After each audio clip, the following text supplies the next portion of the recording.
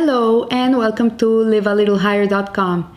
This week we begin section 3 of the book of Rabbi Bahia Ibn Pakuda, Duties of the Heart, Hodot HaLevavot.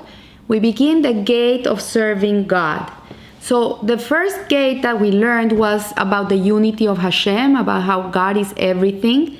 Then we came to the second gate of reflection, in which Rabbi Pakuda taught us how to look at the world through God's eyes, to not take anything for granted, to look at all the beauty around us, and to see how everything has a purpose and a meaning, how He created the world for a purpose, and not to go through life without analyzing and pondering and questioning. And it was very, very instructive. It really changes the way you look at the world and how you live and experience life. So today we begin with the gate of serving God. And he says that it is fitting to open the introduction to this gate with an account of the variety of kindnesses, of gratitude that is corresponding to our obligations. When are we obliged to be grateful, to thank somebody for a kindness?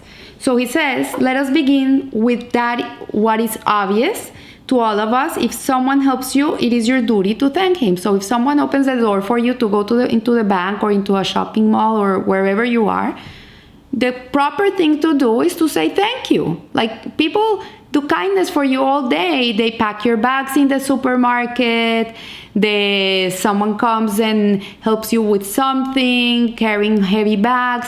Whatever it is, the proper thing to do is to say thank you. It's the minimum. So if someone has demonstrated his goodwill on you, then you should show gratitude to this person. So he says here that when we reflect on these favors, they fall into 5 categories. The first one is the favors of a parent to a child. The second one is of a master to his servant. Like he says, a servant, but today we don't have servants. Today we have people that work for us. So if you have people in your office that work for you, the proper thing is to be grateful towards them. Favors by the wealthy for the poor, in order to merit a spiritual reward.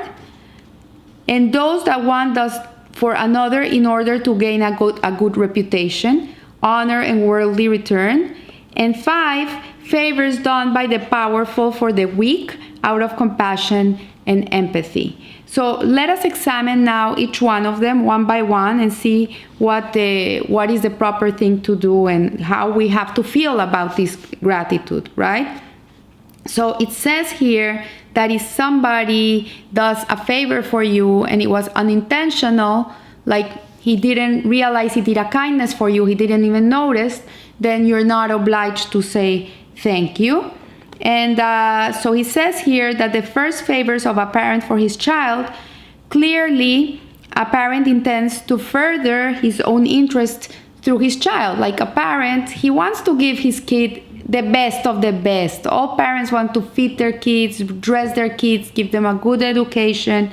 And they do it because the kid is an extension of the parent. This is what you do. It's like you're doing for your kid, because if a kid suffers, you're suffering more than the kid. It says you measure your happiness according to your least happy child. So as the least happy child you have, that's how you're gonna be happy. So parents by nature have been endowed with feelings of mercy, compassion, love, all these that oblige them to take care of their kids. And the Torah says that our obligations as children towards our parents is that we have to honor your father and your mother. Each person must revere his mother and his father. Listen, my son, to the instruction of your father, and do not forsake the teachings of your mother.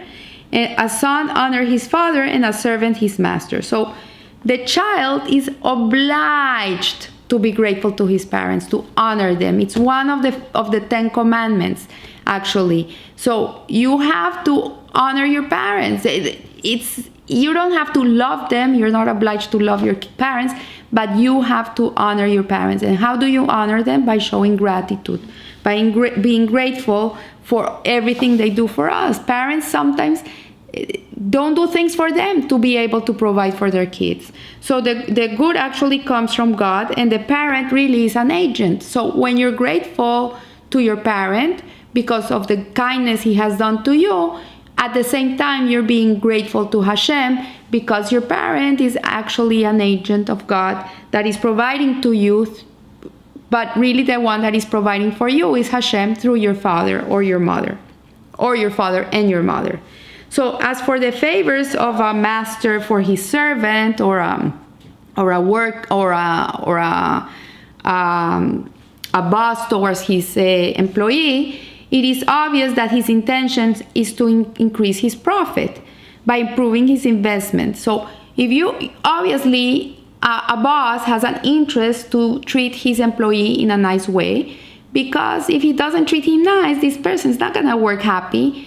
So the employer treats the employee in a nice way. He gives him benefits, he gives him lunch, he takes care of him, whatever, because he has an intention. He has an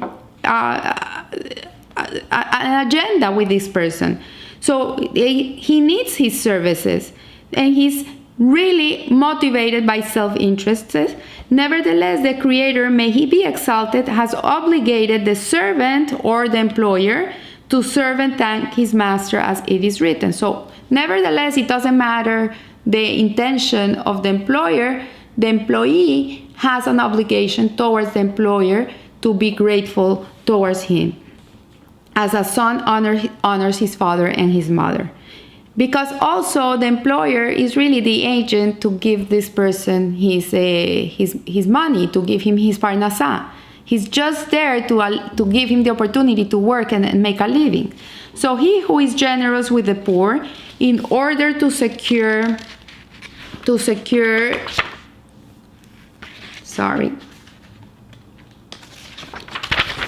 spiritual reward, is like a merchant who acquires a great and enduring future pleasure in exchange for some small fleeting and trifling good, which he pays immediately. His sole intention is to adorn his own soul in the afterlife.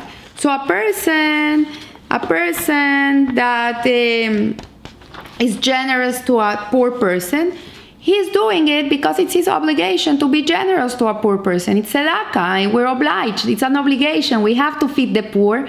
We have to dress the poor. We have to take care of the poor.